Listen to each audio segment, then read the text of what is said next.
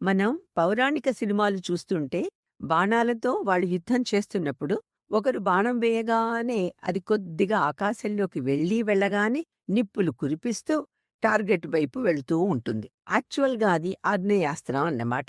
వెంటనే ప్రత్యర్థి ఇంకో అస్త్రం వేస్తాడు. అది బోరులోని నీళ్ళలా పెద్ద ధారతో వస్తూ ఉంటుంది. ఈ 2 ఆకాశంలో కొట్టుకొని కింద పడిపోతాయి. ఇది వారుణాస్త్రం. ఇలా నాగాస్త్రం, గరుడాస్త్రం, వాయవ్యాస్త్రం, జృంభకాస్త్రం. ఈ అస్త్రం ప్రయోగిస్తే అందరూ గాఢ నిద్రలోకి జారుకుంటారట. బ్రహ్మాస్త్రం ఎవరు ప్రయోగించినా దానికి తిరిగేలేదు. ఇలాంటి బాణాల యుద్ధాలు చూపించేవారు. చిన్నతనం కదా, సరదాగా బానే ఉండేది. ఇంటికి వచ్చి చీపురు పుల్ల ధనుర్బాణాలతో ట్రై చేసి తిట్లు తినేవాళ్ళం. ఇప్పుడు రామాయణం చదువుతుంటే ఆ అస్త్రాల పేర్లకే కళ్ళు బైర్లు కమ్మి తల తిరిగిపోతుంది. తాటకి వధ తరువాత విశ్వామిత్ర మహర్షి రామలక్ష్మణులను కూర్చోబెట్టి ఎన్ని అస్త్రాలిస్తారో! ఇవ్వటం అంటే ఏదో సూట్ కేసిచ్చినట్టు కాదు. ఒక్కొక్క మంత్రానికి ఒక్కొక్క అధిష్టాన దేవత ఉంటారు. తత్సంబంధమైన మంత్రం చదివితే ఆ దేవత వల్ల ఆ అస్త్రానికి శక్తి వచ్చి దానికి నిర్ణయింపబడిన పని పూర్తి చేస్తుంది అన్నమాట.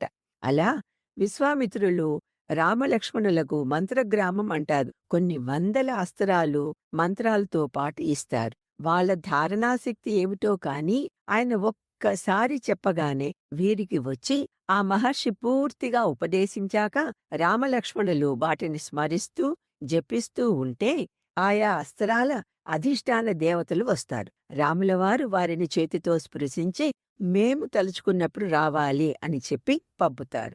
ఆ మరునాడు రాములవారు అడిగి ఆ అస్త్రాల ఉపసంహార మంత్రాలు కూడా నేర్చుకుంటారు.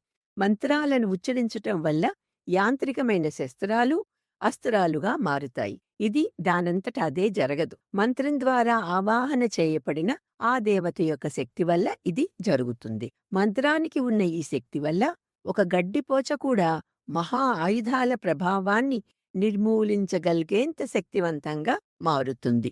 రాములవారు ఒక గడ్డిపోచను అభిమంత్రించే కదా కాకి రూపంలో వచ్చిన ఇంద్రుడి కొడుకు జయంతుని మీద ప్రయోగిస్తారు. వాడు అన్ని బ్రహ్మాండాలు తిరిగి తిరిగి చివరకు రామయ్యనే శరణు వేడుతాడు. అలాగే పాండవ కౌరవులు చిన్ని పిల్లలుగా ఆడుకుంటున్నప్పుడు గుల్లీ డండా ఆడుతూ ఉంటే గుల్లీ బావిలో పడిపోయింది. అప్పుడు అక్కడే ఉన్న ద్రోణాచార్యులు గడ్డి పరకలను అభిమంత్రించి అస్త్రాలుగా మార్చి ఒకదానికొకటి గుచ్చుకునేలా చేసి ఆ గుల్లీని బయటికి తీస్తారు. ఆదిపర్వం 130 అధ్యాయంలో ఉంది. ఒక్కొక్కసారి ఈ చాప్టర్ నెంబర్స్ వేరీ అవ్వచ్చు. లింక్ ఇస్తున్నాము. ఇంట్రెస్ట్ ఉన్నవాళ్ళు చక్కగా చూసుకోవచ్చు. కానీ ఇంగ్లీష్ అనువాదంలో మాత్రం బంతి అనే ఉంది. బాల్. నన్నయ్య గారి భాగవతంలో కాంచన కందుకం అంటే బంగారు బంతి బావిలో పడింది అని ఉంది. అయితే అన్నింటిలోనూ తీసిన విధానం మాత్రం అదే. ధృతరాష్ట్ర పాండు నందనులందరూ కందుక క్రీడాపరులయి వేడుకతో నాడుచున్నంత అక్కాంచన కందుకంబు ఒక్క నూతంబడినా అంటారు నన్నయ్య. అది అస్త్రాల ప్రభావం. అంటే అధిష్టాన దేవతల శక్తి ప్రభావం. అలాగే సుదర్శనం ఒక ఆయుధం కాదు, ఒక అస్త్రం. ఎన్ని మంత్రాలో ఎలా నేర్చుకున్నారో ఒక్కసారి విని. అందువల్లే రాములవారు అంత గొప్పవారు, ఎంతో గొప్ప దేవుడు. ఇవి బాలకాండ 27, 28 అధ్యాయాలలో ఉన్నాయి. సరదాగా ఆ అస్త్రాల పేర్లన్నీ ఒకసారి చదవండి. యాక్చువల్‌గా ఈ అస్త్రాల అధిదేవతలు దక్ష ప్రజాపతి మనుమలు.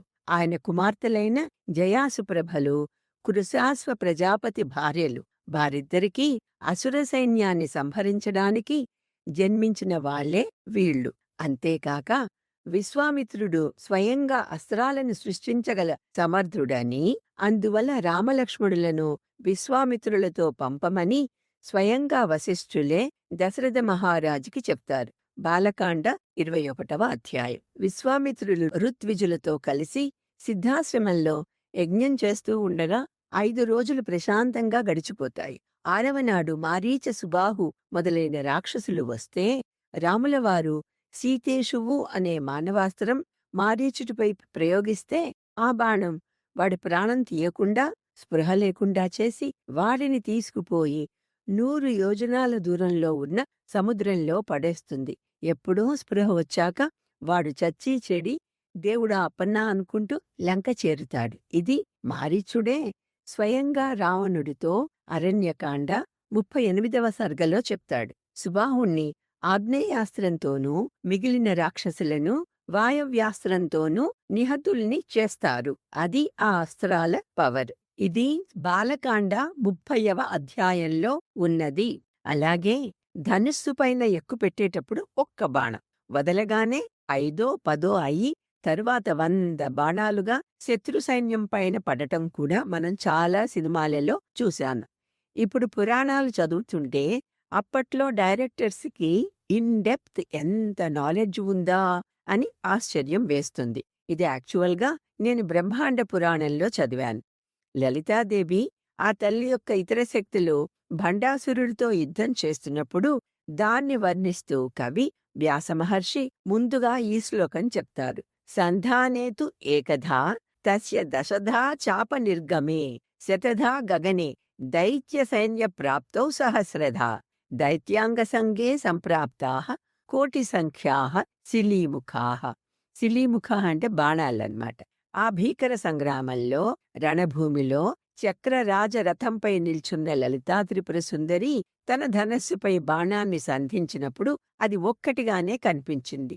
కాని దాన్ని ధనస్సు నుండి వదలగానే 10 బాణాలుగా, ఆకాశంలో దూసుకుపోతున్నప్పుడు 100 బాణాలుగా, రాక్షస సైన్యాన్ని సమీపిస్తున్నప్పుడు 1000 బాణాలుగా మారి చివరకు వారి శరీరాలను తాకగానే అది అసంఖ్యాకమైన లక్షల కొద్ది బాణాలుగా విస్తరించి వారిని పూర్తిగా తుదముట్టించింది.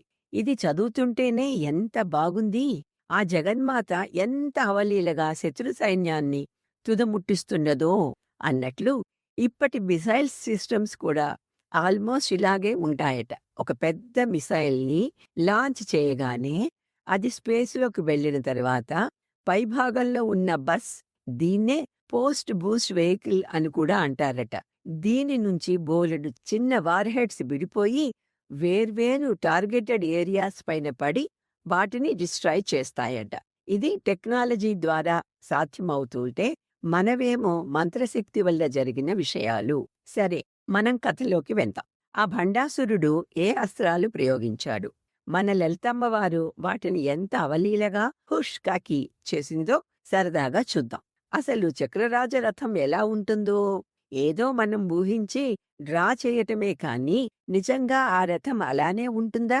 ఆ రోజు ముఖాముఖి అమ్మవారికి ఆ భండాసురుడికి యుద్ధం మొదలైంది. తల్లి ప్రయోగించిన ఆ ఘోరమైన బాణాలు లెక్కకు మిక్కిలై అంధకారాన్ని సృష్టిస్తూ భూమ్యాకాశాలు చీల్చుతూ పోయి భయంకరాకారుడైన ఆ భండాసురుని మర్మస్థానాలను భేదించాయి. అప్పుడు ఆ భండాసురుడు కోపంతో ఎర్రబడిన కన్నులతో మహాబాణజాలాన్ని లలితాదేవిపై ప్రయోగించాడు. తమాషా ఏమిటంటే ఈ రాక్షసులందరూ ఎంతో నియమనిష్ఠలతో ఇంద్రియ నిగ్రహంతో తపస్సులు చేసి అవసరమైతే వాళ్ళ తలలు కూడా తెగ నరుక్కొని బ్రహ్మనో శివుణ్ణో మెప్పించి దాదాపు మృత్యువే లేని వరాలు పొంది అందరినీ బాధపెట్టేవాళ్ళు. అయినా వీళ్ళు వరాలు ఇవ్వటం మానలేదు కదా.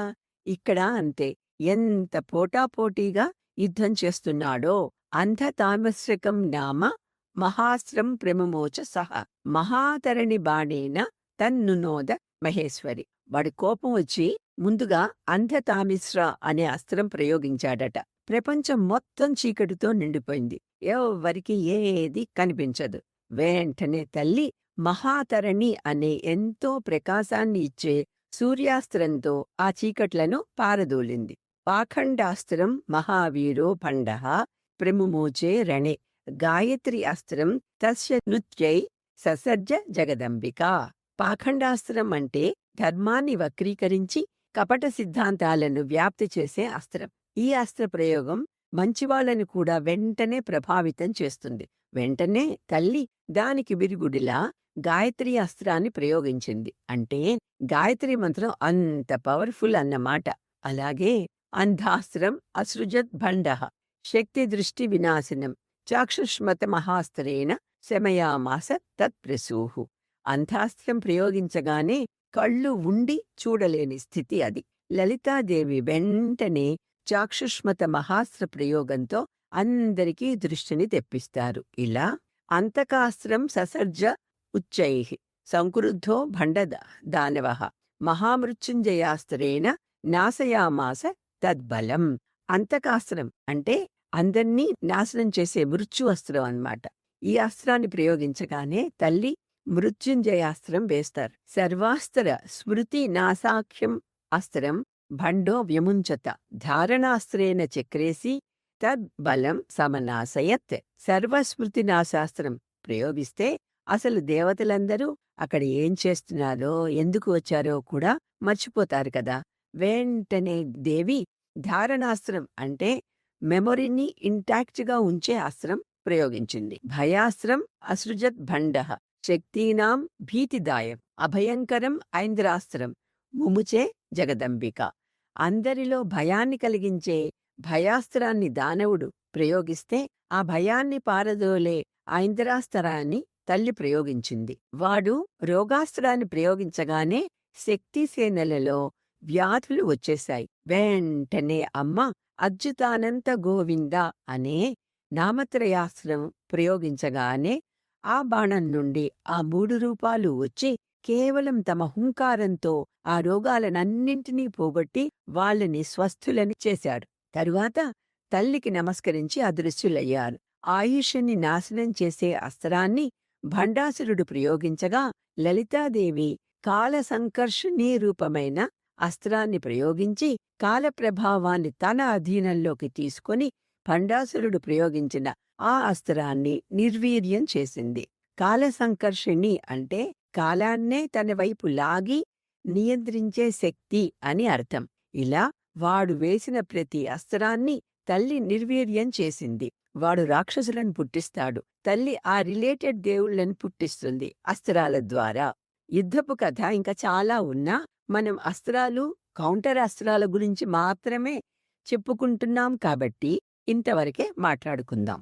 అయితే ఈ యుద్ధం కేవలం భౌతికమైనది మాత్రమే కాదు. ప్రతి అస్త్రము ఒక మానసిక స్థితిని, ఒక ఆధ్యాత్మిక తత్వాన్ని, ఒక విశ్వవ్యాప్త కల్లోలాన్ని వర్ణించడమే కాకుండా ఆ సచ్చిదానంద పరమాత్మ చైతన్యం దాన్ని ఎలా అణిచివేసింది అనేవి కూడా తెలుపుతోంది.